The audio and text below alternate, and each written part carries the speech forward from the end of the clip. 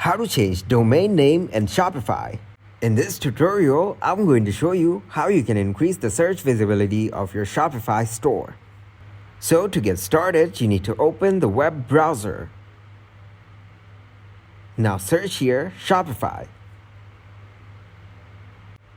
Here click on Shopify official website. Then click on Login. Now click on My Store. From here, you can add a domain. Now click on Settings on your bottom left corner.